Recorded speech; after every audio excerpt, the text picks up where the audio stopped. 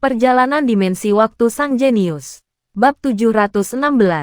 Untuk mencapai hasil yang diinginkan, Wira hanya bisa mengatakan hal tersebut. Namun, begitu kata-kata ini dilontarkan, Dewina merasa sangat tertekan. Hanya saja sebenarnya dia tidak pernah membenci Wira. Pada malam saat mereka berjalan-jalan di tepi danau, apabila Wira benar-benar menginginkan tubuhnya, Dewina tidak akan ragu untuk mengorbankan dirinya. Sebab, saat itu perintah dari Senia adalah untuk menarik Wira ke pihak mereka dengan segala cara yang memungkinkan. Jadi kalaupun harus melibatkan dirinya secara fisik, Dewina tetap akan melakukannya demi misi tersebut.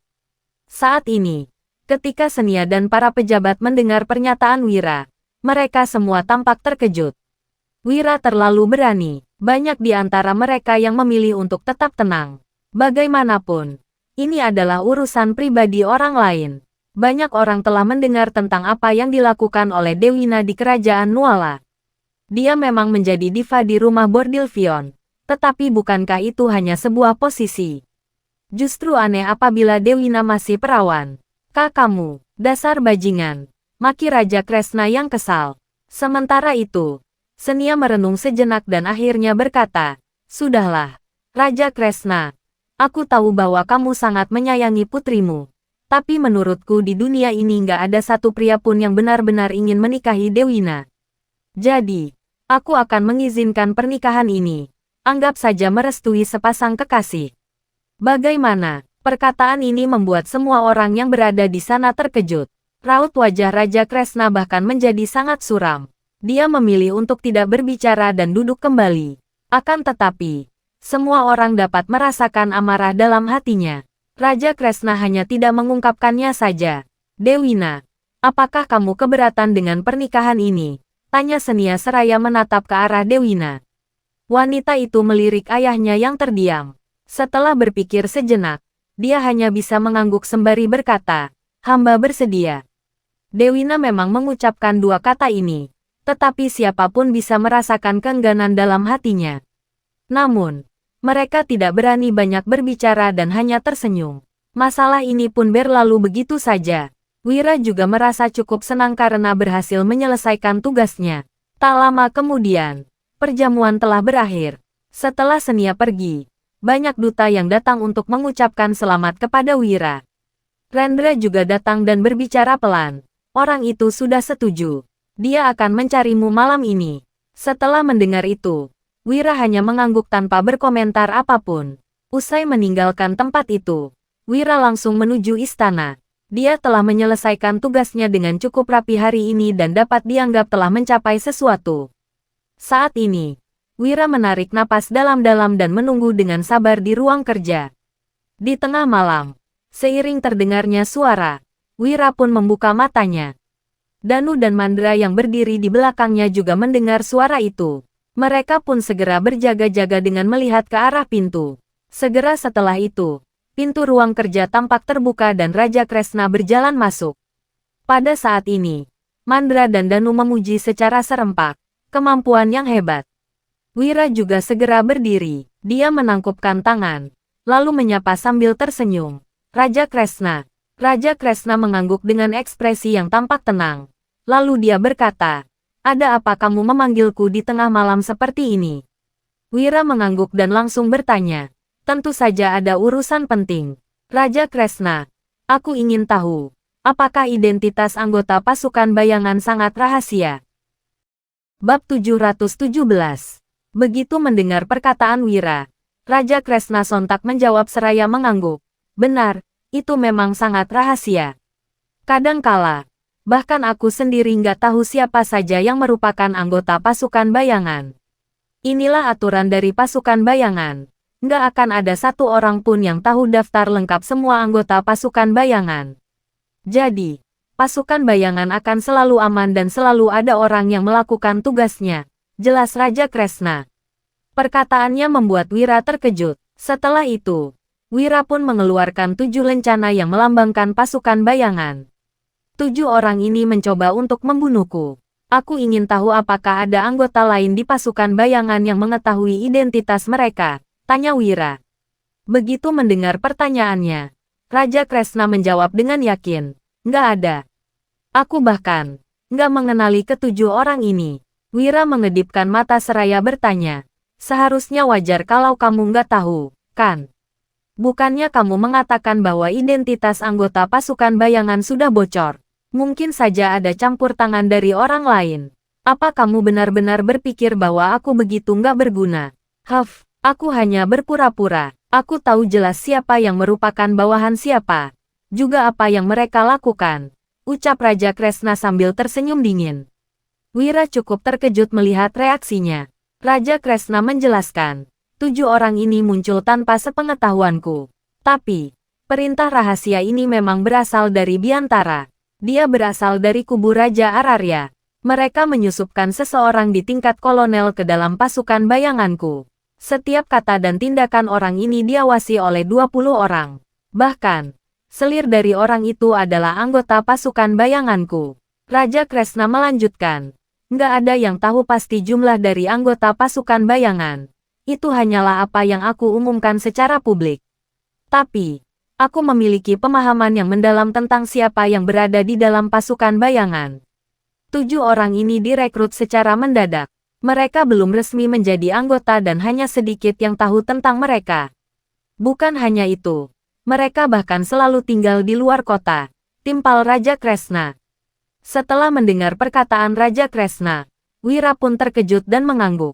Dia segera berkata, kalau begitu, Tuan, bisakah kamu meminjamkanku 7 orang yang kuat? Aku menginginkan orang-orang yang tak kenal takut. Begitu kata-kata ini dilontarkan, Raja Kresna sontak mengernyit dan menjelaskan, 7 orang sudah lumayan banyak. Tapi kamu bahkan menginginkan yang tak kenal takut. Apa yang ingin kamu lakukan? Apa kamu tahu bahwa kamu sedang berada di ibu kota dan di bawah kendali pasukan kerajaan Agrel? Ada orang yang selalu mengawasi di setiap sudut. Kalaupun aku meminjamkan 7 orang kepadamu, apa yang bisa kamu lakukan? Kamu nggak akan bisa melakukan banyak hal, jelas Raja Kresna. Perkataan Raja Kresna bukanlah candaan. Kekuatan pasukan kerajaan Agrel memang sangat menakutkan.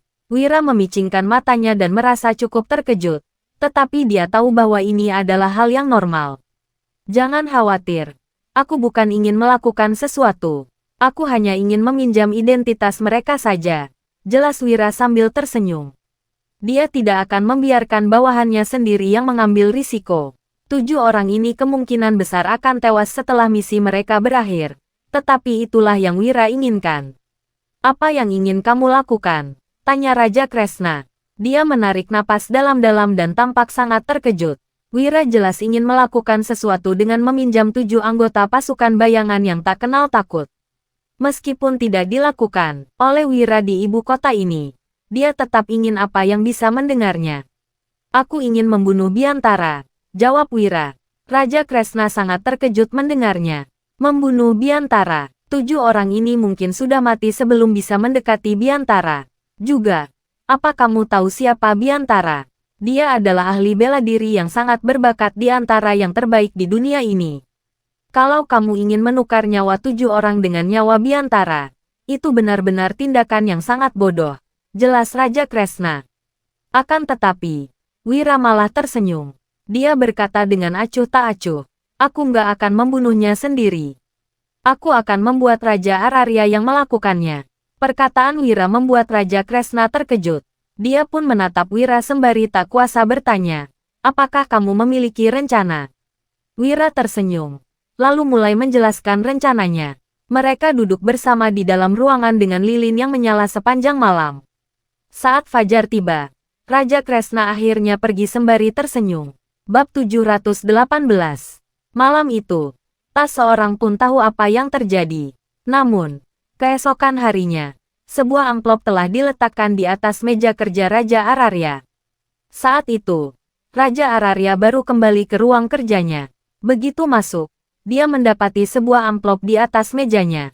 Raut wajahnya tampak sedikit berubah. Dia keluar dari ruangan untuk bertanya pada pengawal di pintu masuk. Apa kalian melihat ada orang yang masuk ke ruang kerjaku? Yang mulia, kami tidak melihat siapapun, jawab pengawal di pintu. Setelah mendengar itu, Raja Ararya kembali ke ruang kerjanya dan mengambil surat tersebut. Setelah ragu sejenak, Dia pun membuka amplopnya. Saat melihat isi surat itu, ekspresinya langsung berubah. Biantara berkhianat.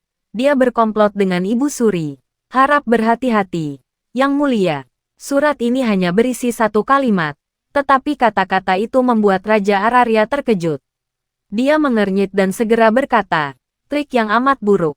Usai berkata demikian, Raja Araria segera membakar surat tersebut. Lalu berseru, pengawal, suruh Gilang datang. Setelah itu, pengawal yang selalu siap sedia di luar segera mematuhi perintahnya. Tak lama kemudian, seorang pemuda berjalan masuk dan menyapa dengan hormat. Ayah, kamu memanggilku.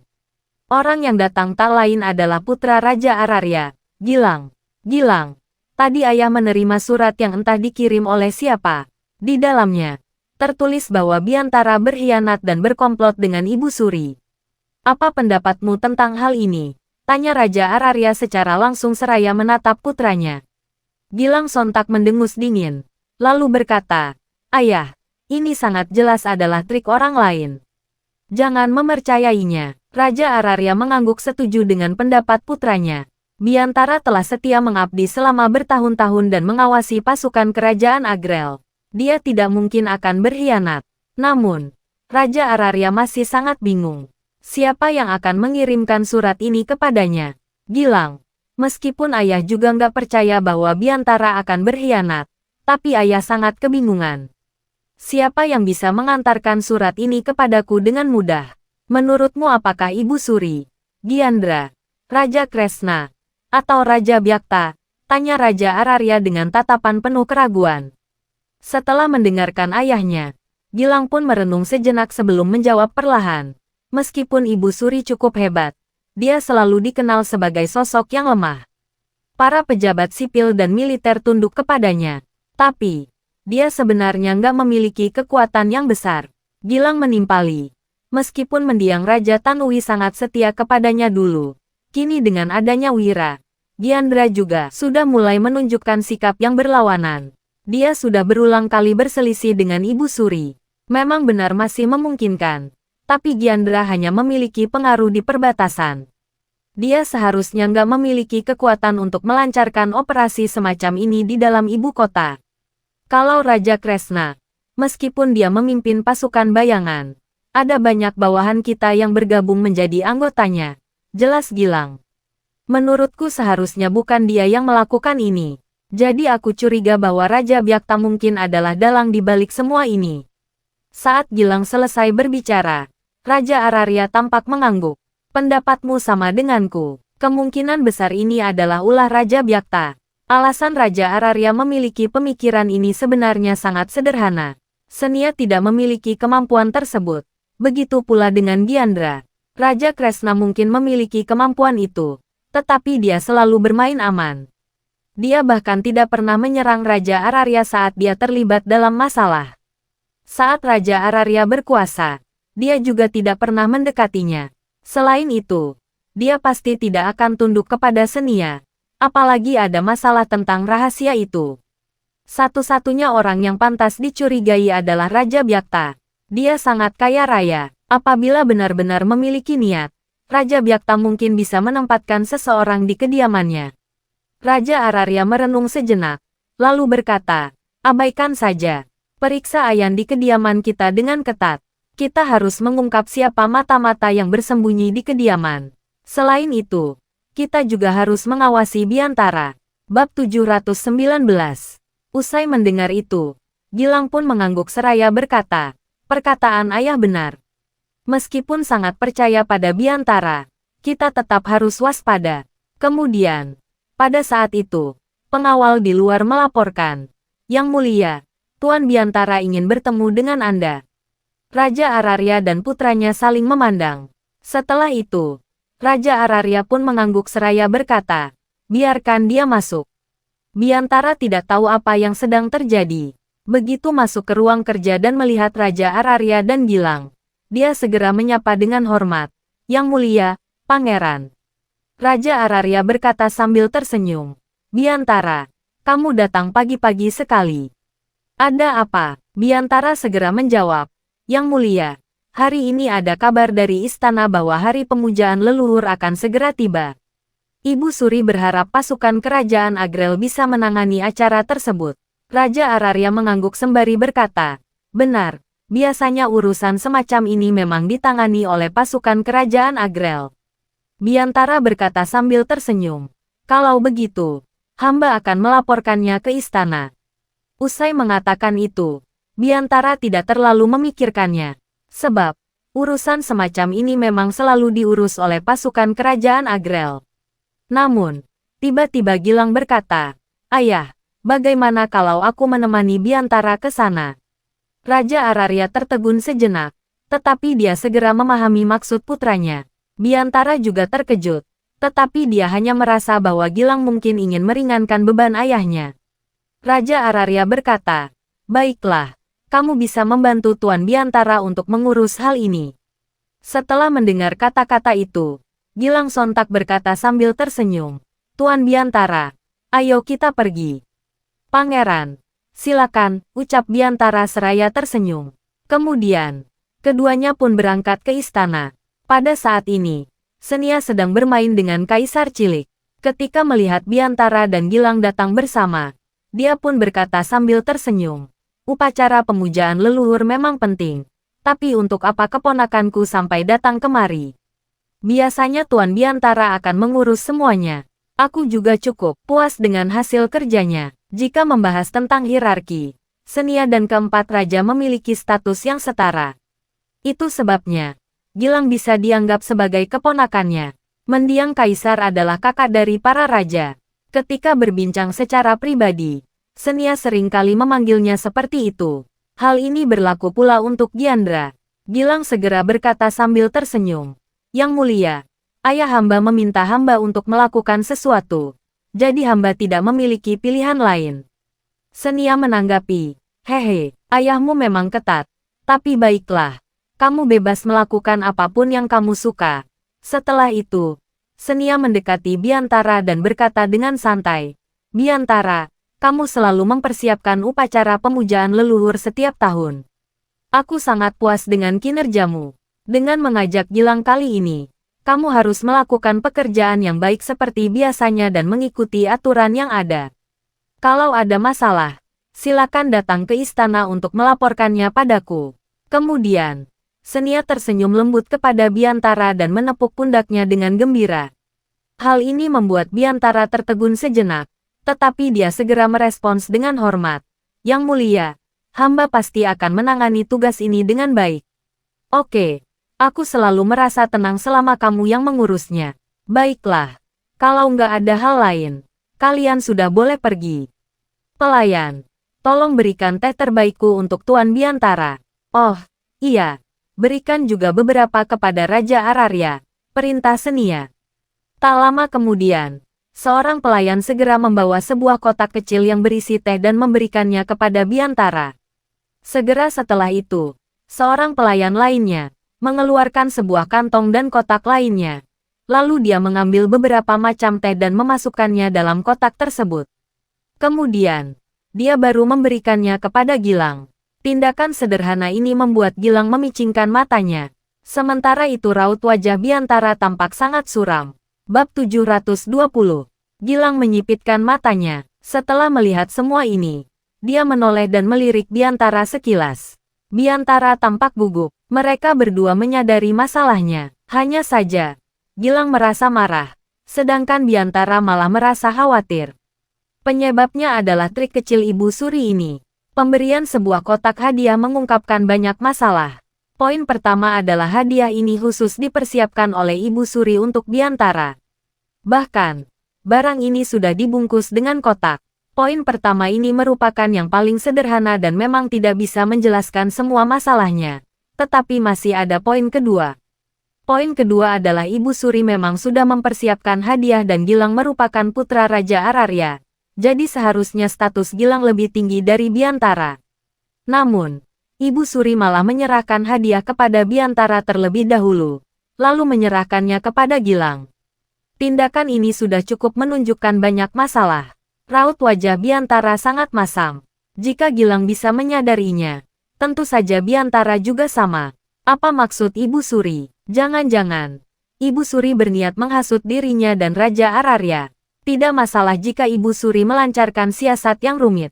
Masalahnya, ini hanya trik kecil. Biasanya, trik seperti ini yang bisa menunjukkan niat seseorang. Kebenaran sering ditemukan dalam hal-hal yang detail. Ini adalah prinsip yang diyakini Biantara. Pada dasarnya, hal yang lebih besar pasti direncanakan dengan cermat. Hal-hal seperti ini juga bisa disembunyikan dan dimanipulasi. Sebaliknya, hal sepele malah lebih mencurigakan. Saat ini, sudah jelas Ibu Suri menggunakan trik kecil untuk memicu konflik. Biantara ingin menjelaskan, tetapi dia tidak tahu bagaimana caranya. Apalagi saat melihat tatapan Gilang yang muram, Biantara menjadi gugup. Ibu Suri diam-diam merasa senang ketika melihat ekspresi Biantara dan Gilang. Kala ini, hadiah untuk Gilang juga sudah selesai dibungkus. Ibu Suri tersenyum dan berkata, "Gilang, ini untukmu. Sampaikan salamku untuk ayahmu." Gilang tersenyum dan menyahut, "Terima kasih, Ibu Suri." Kemudian, Gilang mengambil hadiah itu, lalu pergi. Sementara itu, Biantara juga mengambil hadiah dan mengikuti di belakang Gilang. Ekspresi Gilang tidak terlihat senang ataupun marah. Dia menyembunyikan perasaannya dengan baik tadi. Namun, Biantara yang jeli tentu menyadari bahwa raut wajah Gilang sangat masam. Biantara pun merasa khawatir. Biantara mencoba mencari tahu pemikiran Gilang dengan berucap, "Tuan Gilang, mungkin saja hari ini Ibu Suri merasa senang makanya dia memberikan hadiah." Biasanya, dia nggak pernah mendengar ucapan Biantara. Gilang tertawa dan menyela. Mungkin memang begitu. Jawaban Gilang yang singkat membuat raut wajah Biantara makin masam. Biantara segera menjelaskan, "Tuan Gilang, aku merasa sepertinya Ibu Suri akan bertindak. Tindak tanduk Ibu Suri hari ini jelas-jelas bertujuan untuk menghasut kita. Tuan Gilang jangan terjebak." Biantara bukan mengada-ada. Ini adalah kenyataan yang tak terbantahkan. Biantara tahu mungkin tidak ada gunanya membicarakan hal ini sekarang dan masalah ini masih membutuhkan penjelasan. Namun, dia harus mengatakannya. Jika tidak, kemungkinan Gilang akan curiga. Hanya saja, Gilang hanya tersenyum sesudah mendengar perkataan Biantara. Dia berujar, "Tuan Biantara, itu hanya hadiah. Kenapa kamu begitu gugup?" Bab 721. Gilang melanjutkan, "Waktu ayahku memberimu posisi kepala eksekutor, bukannya dia juga bilang itu hanya hadiah?" Setelah itu, Gilang langsung berjalan masuk ke kediaman Raja Araria. Ekspresi Biantara menjadi masam begitu mendengar ucapan Gilang. Biantara tahu dirinya telah menjadi target siasat mematikan. Tujuannya adalah memicu kecurigaan Raja Araria kepada Biantara. Jika kecurigaan itu makin mendalam, Biantara pasti akan mati. Biantara menarik napas dalam-dalam dan menyipitkan matanya. Dia diam-diam menebak apa yang sedang terjadi. Tiba-tiba, Biantara teringat seseorang. Wira. Pasti Wira yang memikirkan ide ini. Biantara pun membatin. Menghasut memang cara paling efektif untuk mengadu majikan dan bawahan. Tapi, Raja Araria nggak akan berbuat apa-apa kepadaku hanya karena merasa curiga. Bagaimanapun, aku sudah mengabdi kepada Raja Araria selama bertahun-tahun dan kesetiaanku nggak perlu diragukan lagi. Biantara menarik napas dalam-dalam. Setelah mempertimbangkannya, dia baru merasa tenang. Sementara itu, Gilang yang kembali ke kediaman Raja Araria masuk ke ruang kerja ayahnya. Dia menceritakan semuanya kepada Raja Araria. Raut wajah Raja Araria menjadi muram setelah mendengar cerita Gilang. Raja Araria merenungkan masalah ini dan jari-jarinya mengetuk meja. Kemudian, Raja Araria berucap, "Gilang, menurutmu apa mungkin ini trik Ibu Suri? Bisa jadi, dia bekerja sama dengan Wira untuk menghasut kita." Raja Araria masih berpikir secara rasional. Bagaimanapun, dia merasa ada yang aneh dengan masalah ini. Gilang mengangguk sesudah mendengar tanggapan Raja Araria. Lalu berkomentar, "Ayah, aku juga sependapat. Kemungkinan besar ini trik Ibu Suri. Tapi aku sudah mengingatkan Biantara." Raja Araria mengangguk dan menimpali. "Nggak ada salahnya kamu mengingatkan dia. Kadangkala, terlalu membebaskan seseorang bukan hal yang baik. Lagi pula, trik Ibu Suri ini malah akan membuat Biantara makin menunjukkan kesetiaannya." Raja Araria melanjutkan. Hanya saja, bisa-bisanya Ibu Suri memainkan sandiwara yang begitu buruk. Benar-benar konyol. Apa dia menganggap aku itu anak kecil? Raja Araria menyipitkan matanya dan ekspresinya menjadi dingin. Gilang juga berpikiran sama karena hal ini begitu kebetulan. Sebenarnya, tadi Gilang juga merasa sangat kesal. Namun, setelah merenungkannya, dia pun menebak bahwa ini adalah trik Ibu Suri. Apabila Ibu Suri memang berhubungan dengan Biantara, seharusnya Ibu Suri menghindar dan bukan bersikap begitu ramah. Kalau tidak, bukankah rahasia mereka akan ketahuan? Raja Araria berpesan. Tapi, Gilang, tetap utus seseorang untuk mengawasi Biantara dengan ketat. Sekalipun Ibu Suri hanya bersandiwara, dia juga berniat untuk merekrut Biantara. Apa kamu mengerti? Gilang mengiyakannya. Dia tentu memahami ucapan ayahnya. Di sisi lain, Wira menyuruh Danu dan lainnya membeli beberapa barang berharga di ibu kota. Setelah memasukkan semua barang itu ke 2 kotak, mereka pun berangkat ke kediaman Raja Kresna. Sebelum datang, Wira tidak membawa uang. Namun, dia membutuhkan uang untuk melakukan semua ini. Ibu Suri yang mengetahuinya sudah mengutus orang untuk mengantar uang dalam jumlah banyak secara diam-diam. Wira yang menunggangi kuda pun pergi ke kediaman Raja Kresna. Sementara itu, banyak rakyat dan juga pasukan kerajaan Agrel di jalanan yang melihat situasi ini. Bukan hanya itu, banyak orang yang bersembunyi juga memperhatikan hal ini. Dengan demikian, kabar ini langsung tersebar di ibu kota. Biantara yang mengetahui informasi ini terlebih dahulu menyipitkan matanya dan berucap, "Wira, kamu memang pintar.